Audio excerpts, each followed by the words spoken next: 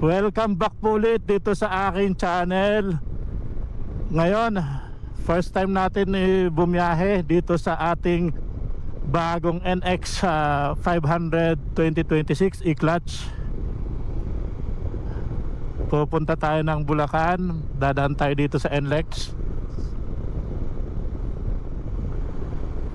Titingnan natin yung performance nitong NX 500 pagdating sa expressway.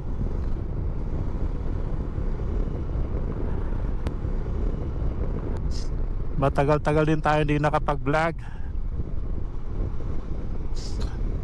Napakatangkad pala nito NX 500 para sa akin.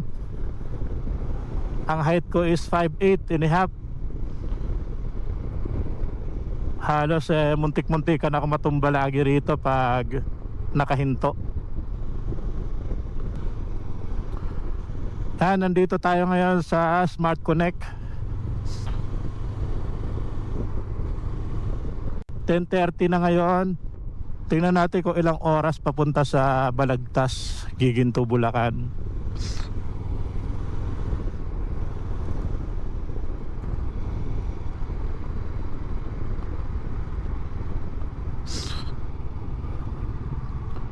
First time ko mag-expressway, kaya masusubukan natin. At saka ngayon lang ako uli nag-drive ng manual. Although E-Clutch naman to, kaya okay lang. Lahat first time, kaya titingnan natin.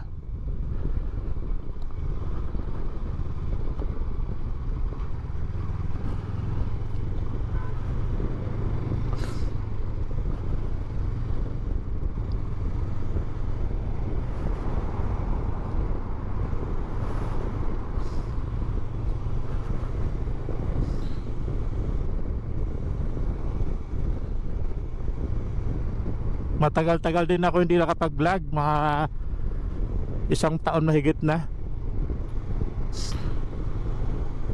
Ngayon kumuha tayo ng 2026 NX 500 para gamitin sa mga long ride.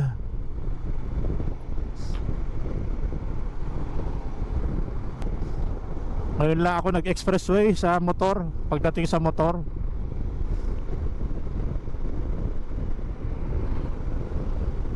Maluwag naman yun dahil linggo.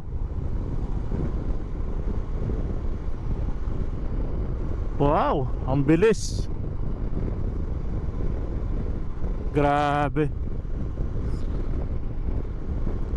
Smooth na smooth yung takbo ng NX. Kailangan pag first time mo nag-expressway, kailangan malakas ang loob mo rito. Hindi pwede mabagal dito, hindi pwede sobrang bilis. Kailangan tama lang.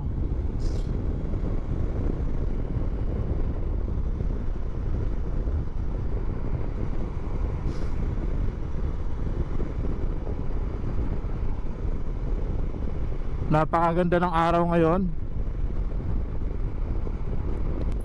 Napakatangkad ditong NX 500.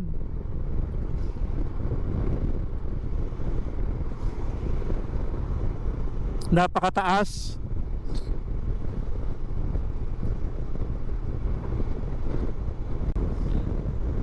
Napakasarap gamitin.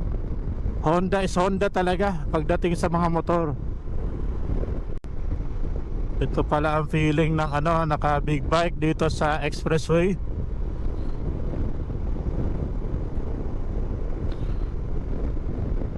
Ang ganda ng point of view dito. Napaka-clear. Yung windshield niya mababa lang, hindi nakakaharang sa line of sight. Grabe, ang ganda pala magmotor dito sa expressway. First time natin mag-expressway gamit ang motor. Palakasan lang na loob, syempre.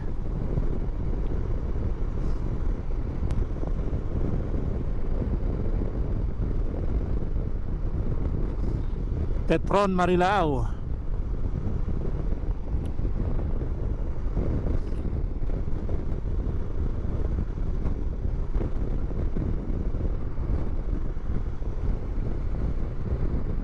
Kailangan stable yung hawak mo rito sa manabela.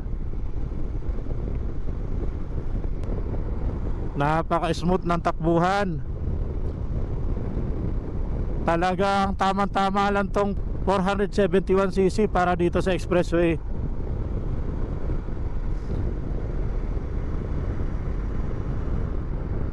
Bakit nga ba NX 500 tong kinuha ko? Ang problem ko kasi is kailangan ko ng expressway legal na motor. Kaya kailangan ko maghanap. Siyempre, isa sa mga factor din, isa sa mga tinitingnan natin is yung budget. Ang budget natin is 400 to 500,000 na pwede sa expressway.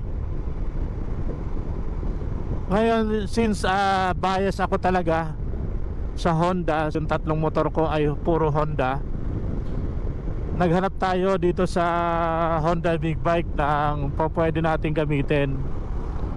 At ito nga yung nakita natin na adventure bike, yung NX 500. 420,000 yung price, tamang-tama doon sa budget natin. Gusto ko kasi yung pang adventure talaga, dual sport.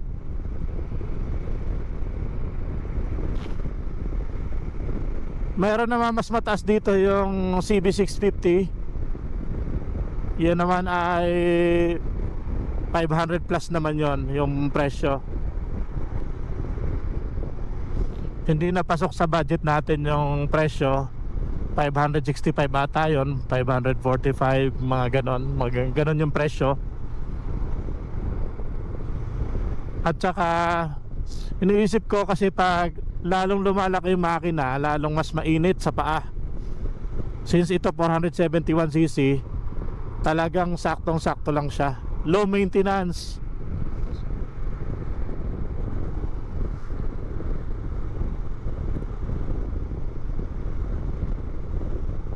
Kailangan doon tayo sa practical at makakatipid tayo rin.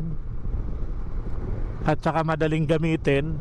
Although ito nga, napakatangkad niya nito sa akin, medyo ang bigat ng motor pag nakahinto talaga. Yun lang. Pero pag gamit ko naman na ganito, talagang smooth yung takbo. Napakaganda ng takbo.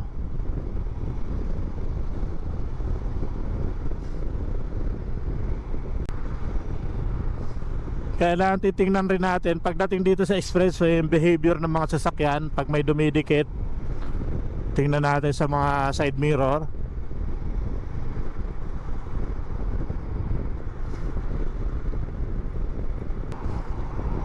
Napakaganda ng handling, talagang smooth.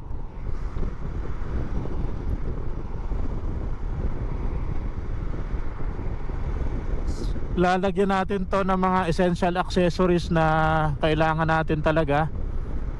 Kailangan ko ng box, kailangan ko na center stand. Walang center stand kasi yung NX 500. Crash guard pwede, yung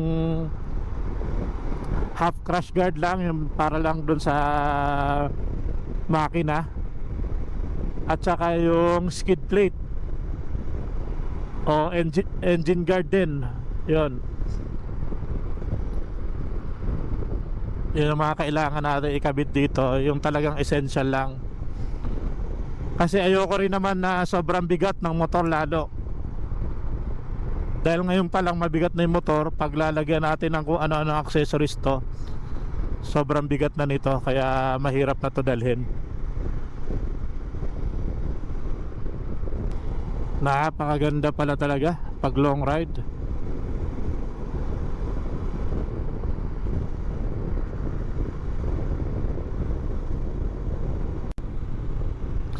$85 yung toll gate doon sa Smart Connect. 85 pesos.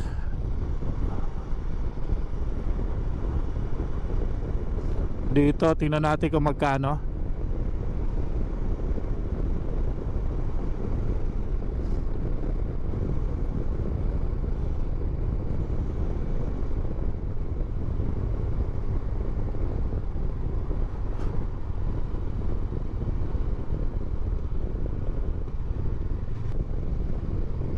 Nandito na kagad tayo sa Balagtas exit.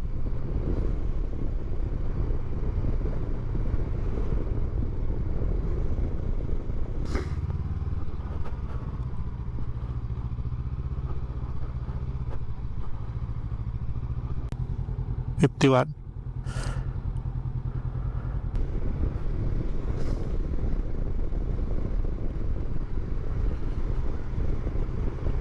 Yan, nandito na tayo sa Balagtas exit.